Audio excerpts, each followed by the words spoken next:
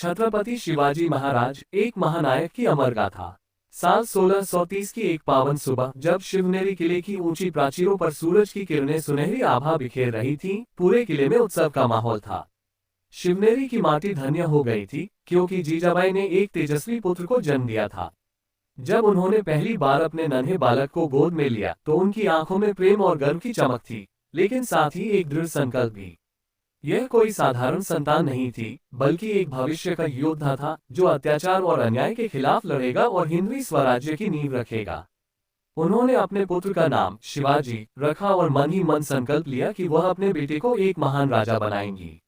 शिवाजी का बचपन शिवनेरी किले की मजबूत दीवारों के बीच बीता, लेकिन उनका पालन पोषण किसी सामान्य राजकुमार की तरह नहीं हुआ।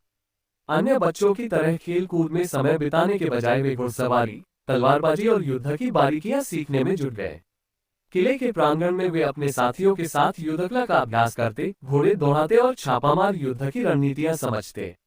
जीजाबाई दूर से ये सब देखती और अपने पुत्र के साहस को देखकर गर्व महसूस करती। लेकिन शिवाजी की शिक्षा केवल युद्ध तक सीमित नहीं थी। हर रात जब किला नींद में डूब जाता, तब जीजाबाई अपने पुत्र को महाभारत और रामायण की गाथाएं सुनाती। वे कहती, एक राजा की सबसे बड़ी ताकत उसकी प्रजा होती है। यदि प्रजा सुखी नहीं, तो राजा कभी सफल नहीं हो सकता। शिवाजी हर शब्द को ध्यान से सुनते और अपने मन में यह बात बैठा लेते कि उन्हें एक न्यायप्रिय और साहसी शासक बनना है। समय बीता और शिवाजी युवा हुए। जब वे विवाह योग्य हुए, तो उनका विवाह सीबाई से संपन्न हुआ।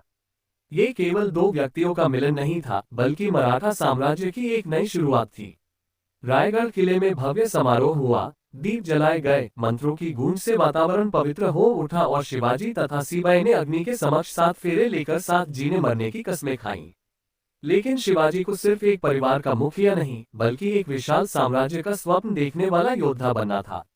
उन्होंने अपने गुरु दादाजी कोंडदेव से सैन्य प्रशिक्षण लिया और पहाड़ों, जंगलों और गुफाओं में छिपकर युद्ध करने की कला सीखी। वे समझ चुके थे कि सीधी लड़ाई में वे शक्तिशाली मुगलों और आदिलशाही सेना को हरा नहीं सकते, इसलिए उन्होंने छापामार युद्ध नीति अपनाई। एक दिन अवसर आया जब उन्होंने अपनी पहली बड़ी लड़ाई लड़ी। दुश्मन सेना संख्या में अधिक थी, लेकिन शिवाजी और उनके सैनिकों ने चतुराई से पहाड़ियों और घने जंगलों में छुपकर उन पर अचानक हमला किया और पहली विजय प्राप्त की।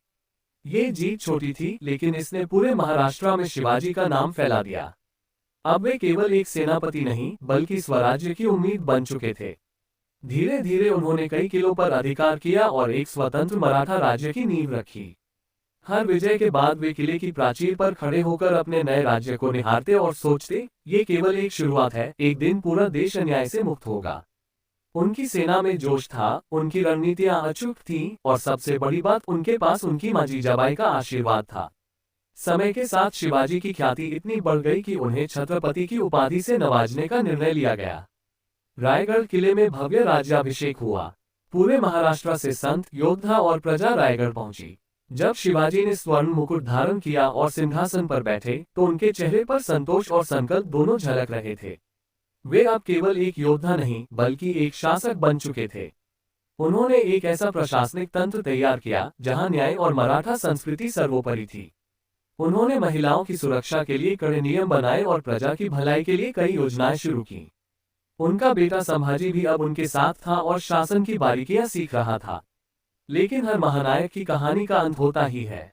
कई वर्षों तक लड़ाइयां लड़ने और स्वराज्य को सुरक्षित करने के बाद शिवाजी का स्वास्थ्य धीरे धीरे कमजोर होने लगा।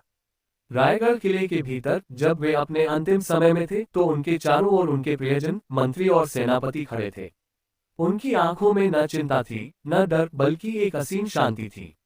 उन्होंने अंतिम बार अपने साम्राज्य की ओर देखा और संतोष की सांस ली।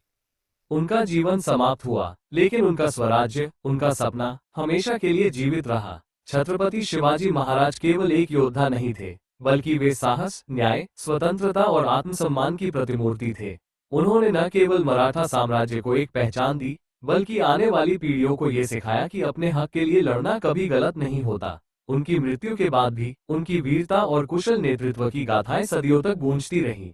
आज भी जब भी स्वतंत्रता, सम्मान और न्याय की बात होती है, तो शिवाजी महाराज का नाम स्वर्ण अक्षरों में अंकित दिखाई देता है। जय भवानी, जय शिवाजी।